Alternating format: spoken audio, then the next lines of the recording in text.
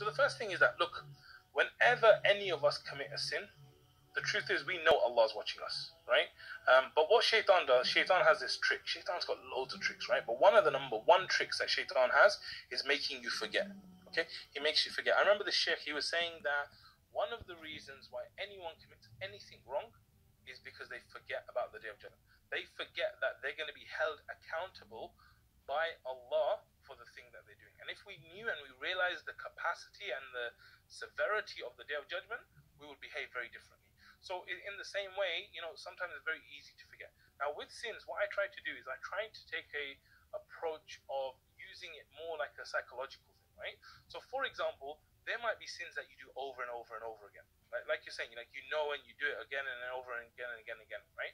So what we want to do is we want to think about what are the things that trigger us to this sin, okay? What are the things that trigger us to the sins? And so there's certain patterns because we're human beings, right? So, you know, one of the things I do is I do something called a sin review. So every day I will hold myself accountable and I will write down what I believe are the sins that I committed yesterday, right? And when I do that, I see patterns. Like the sins that I do as a human being are the similar sins that you do over and over again, right?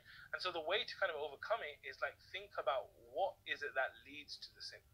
What are the kind of triggers?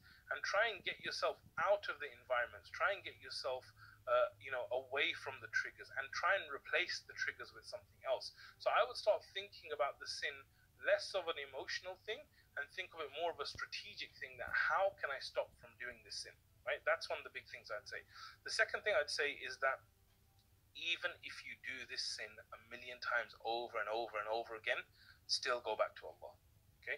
Still repent to Allah, still say astaghfirullah, and still ask Allah to forgive you.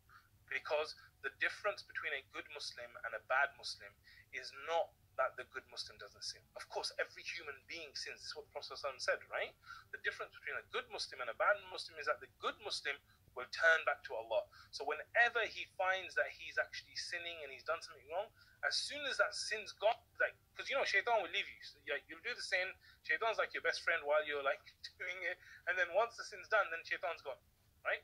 And then you're like all alone, you and your sin, and you're like, what do I do now, right? It's that point where you go back to Allah, and you need to know Allah is the most merciful. Allah is the one who will accept you